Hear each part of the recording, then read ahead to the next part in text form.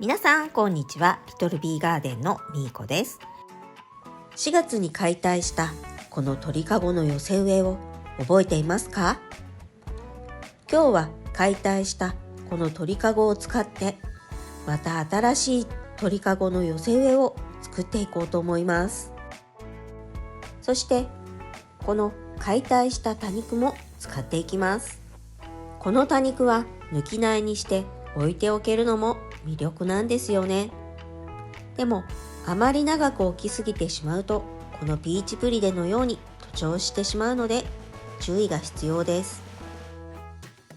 前回解体したこの鳥かごですが、今回はこの麻ロールをカットして使っていこうと思います。それでは寄せ植えを作っていく前に、この麻のロールをカットしたものを鳥かごの中に敷いていきます。土がこぼれるのを防ぐためです。これは麻のロール以外でも水苔などでも代用できます。ここに園芸用培土を入れていきます。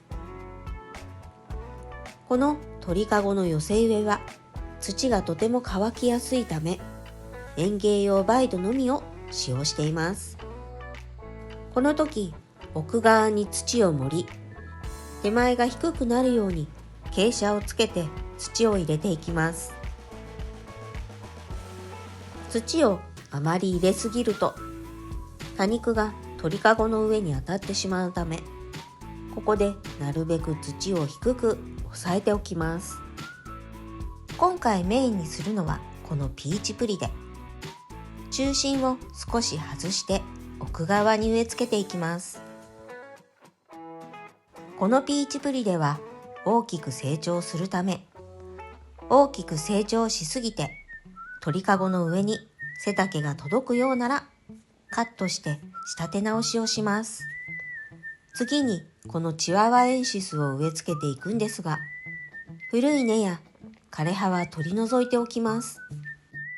ちなみにこのチワワエンシスはダイソーで購入した100均多肉になります。下葉が落ちて茎がこんなに長くなってしまったオーロラです。この茎が長いまま植え付けしてもいいんですが、私はカットしました。この火祭りですが、以前の土は硬くて根が張れず株が小さくなってしまっています。お次は雅楽の舞です。この雅楽の舞はポーチュラカリア属で寒さには弱い多肉です。この寄せ植えは冬の間ビニールハウス内に入れていたため、樹れることなく冬越しできていました。この雅楽の舞は鳥かごの外に飛び出るように植え付けていきます。お次はこのアトロプルプレアです。背が高くなる多肉なのでかごの裏側に植え付けていきます。冬には真っ赤に紅葉してとても綺麗な多肉です。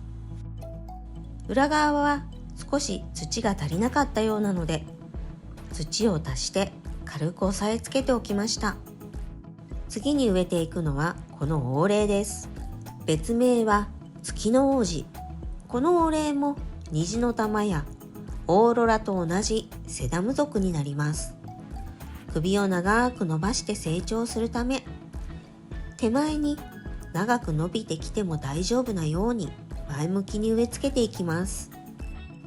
また水やり次第ではとても大きく成長するため、ピーチプリデと同様に大きく成長した場合にはカットして仕立て直しをします。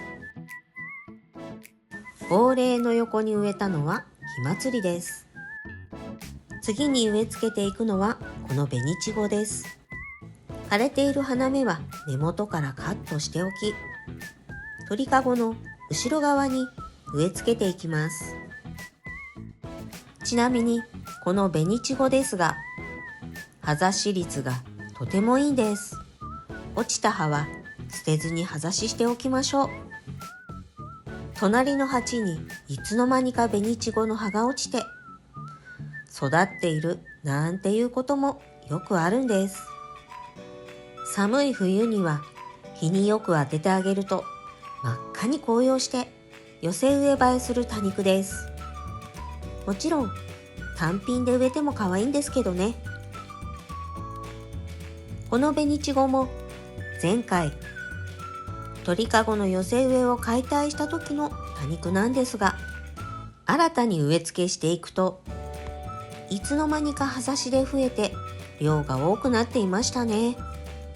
ここでもう一本雅楽の舞が出てきたので追加して植えておきます。グリーンネックレスとこのルビーネックレスは鳥かごの横に沿わすように手前に垂れ下がるように植え付けていきます。このピンク色をした多肉は姫秋麗です。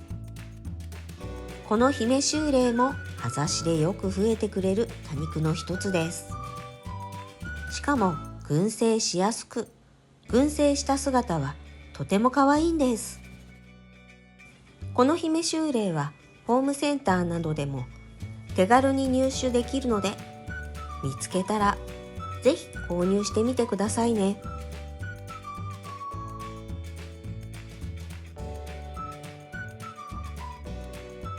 そして今回新しく植えようと思っているこのレディジア、これもいつの間にかこんな風に群生していました。手前に植えたいので小さめの株をカットします。植え付けする前に少し下葉を取っておきます。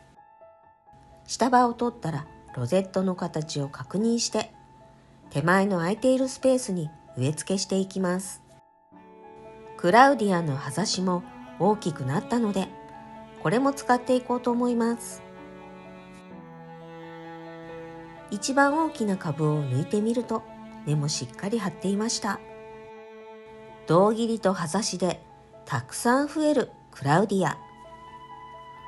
今年はこのクラウディアを使い、寄せ植えをたくさん作る予定です。お次はこのプロリフェラ。これもたくさん増えてくれる多肉です。ちなみにこのプロリフェラはカットして土に刺しておいたものになります。すでに根もしっかり出ていて、とても増やしやすい多肉です。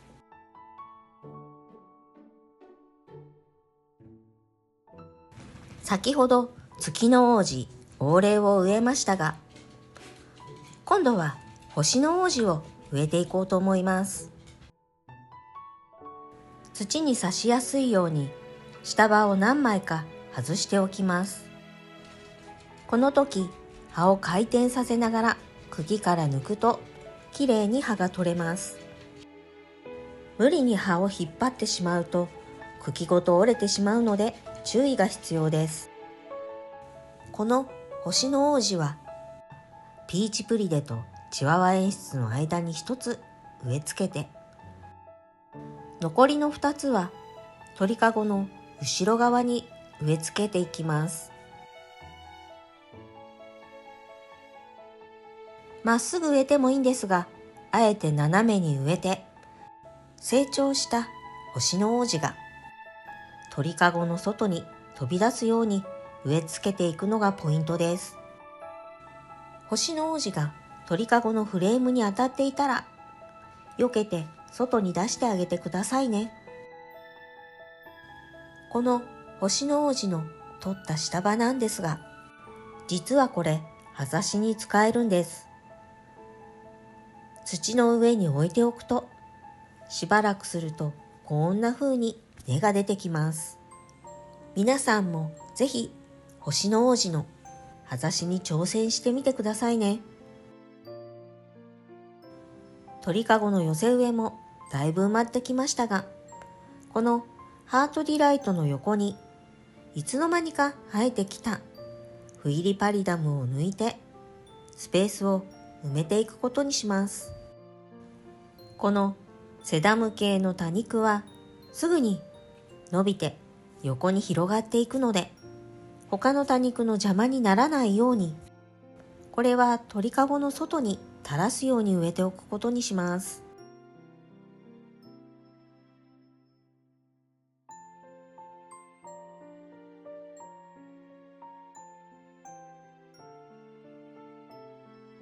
これなら他の多肉の邪魔をしませんね。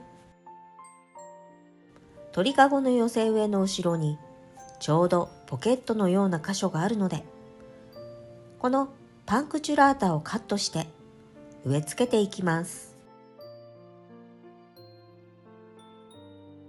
このパンクチュラータは1本ずつ植えるよりもまとめて植えた方が仕上がりがとても可愛くなります。このパンクチュラータは新芽は青々としていますが、日が当たり時間が経つにつれて葉に白い粉がついてきます。チワワエンシスの横のポケットにはこの虹の玉を植え付けておきました。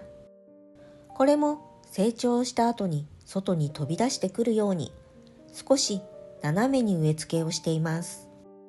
最後に手前のスペースを埋めていきます。はじめにこのブローメ穴を使っていきます。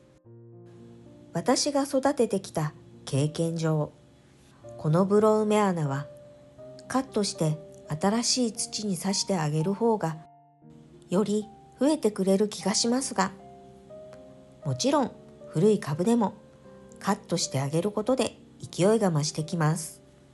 まだこの横に植えるスペースがあるので、このセダムフォステリアナムシルバーストーンを植えていきます。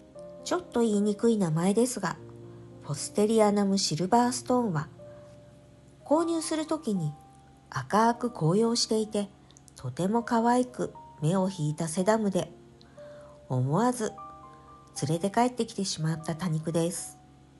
最後にもう少しだけこのブローメ穴を足していきます。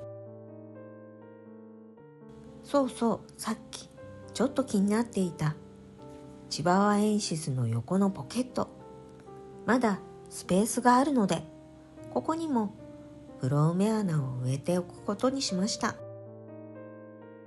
これで一旦鳥かごの寄せ植えは完成です。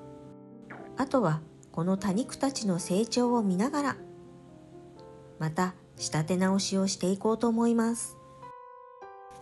はい、ということで今日の動画はこの鳥かごに寄せ植えをしていきました。いかがだったでしょうか。この動画が良かったなって思っていただけたら、高評価とチャンネル登録をよろしくお願いします。今日も最後までご視聴ありがとうございました。それでは次の動画でお会いしましょう。またね。